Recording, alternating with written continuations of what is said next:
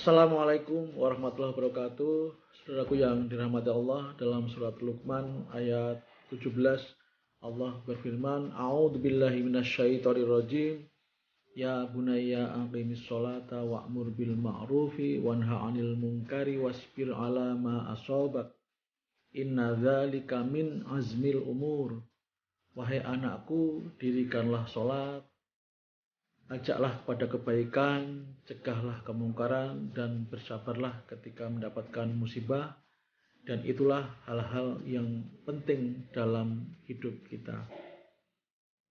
Saudaraku yang dirahmati Allah, ternyata dalam kehidupan ini kita harus memilih prioritas yang harus kita utamakan.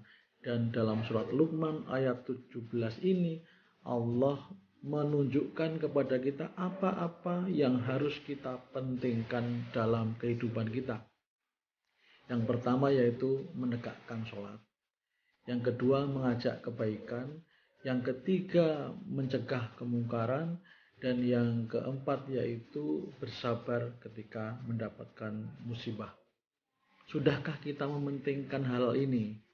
Jangan-jangan kita terlena dengan kepentingan-kepentingan yang lain. Yang pertama kita lihat, menegakkan sholat. Pasti sholatnya juga harus tertib dari sisi waktunya, dari sisi cara melaksanakannya.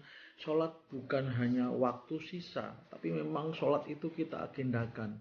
Saya selalu menyarankan kepada setiap rumah dari kaum muslim untuk punya kalender yang ada jadwal sholatnya, atau sekarang adalah di gadget kita.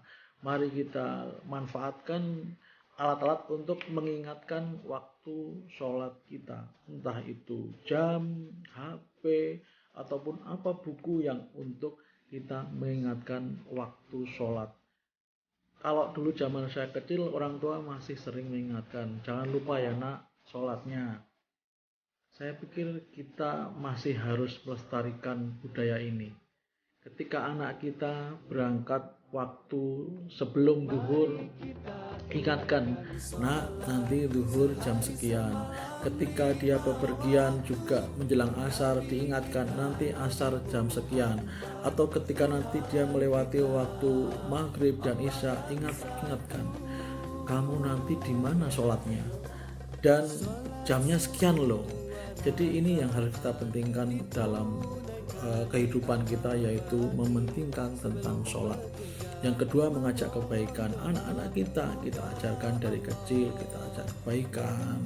Kalau dia berbuat baik, kita berikan reward, kita berikan pujian, kita berikan hadiah. Dan hadiah gak harus selalu mahal, tapi dia paham bahwa ini karena saya berbuat baik.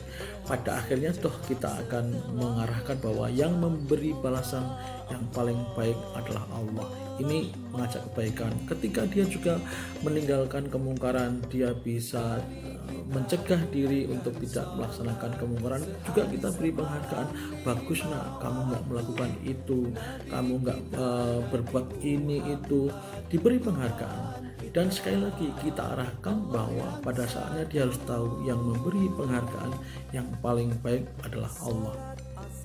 Dan yang terakhir, sabar ketika mendapatkan musibah. Ini juga perlu kita jadikan agenda yang kita pentingkan, kita contohkan untuk anak cucu kita, bagaimana kita bersabar dalam menghadapi ujian. Paling tidak kita